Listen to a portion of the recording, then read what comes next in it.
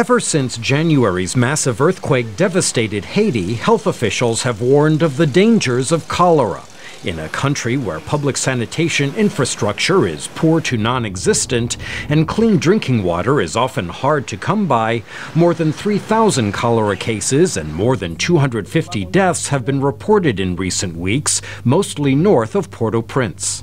Dr. John Andrews is Deputy Director of the Pan American Health Organization in Washington. People with low immunity, such as malnourished children or people infected with HIV virus, are at greatest risk for death if infected.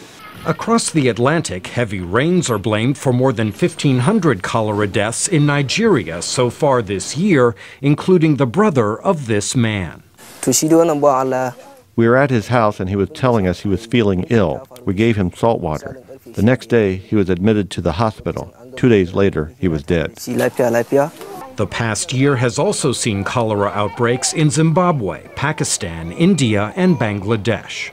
Cholera often emerges in underdeveloped regions struck by disaster, says Dr. Peter Hotez, an infectious disease specialist at George Washington University. It's a disease that occurs under what we call extremis, that is, extreme conditions, both with individuals who are debilitated because of malnutrition, but also where there's been massive breakdowns in public health infrastructure, either because of war, so that it occurs in a refugee camp setting, as it's occurred occasionally in Africa, occurring in the setting of extreme poverty, or in the setting of natural disasters such as earthquakes and floods.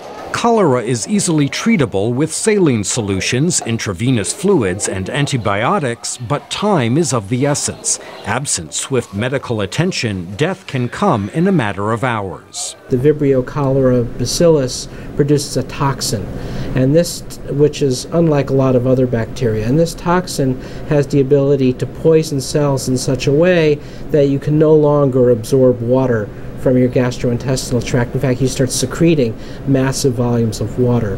So you can become just a shriveled, desiccated individual just a few hours after infection.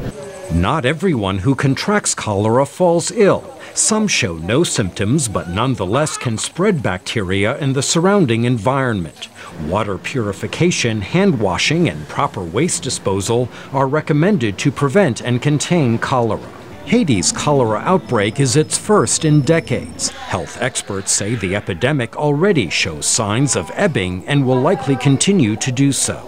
But they add that Haiti and its island neighbor, the Dominican Republic, could see new cases for years to come. Again, Dr. John Andrews of the Pan American Health Organization. And now that cholera has established itself with a strong foothold in Haiti, it's probably clear to us that this will not go away for several years. In the short term, health officials and aid groups can rush treatments and supplies to cholera-stricken regions. In the long term, improving sanitation and overall infrastructure in underdeveloped regions is seen as key to combating the disease. Michael Bowman, VOA News.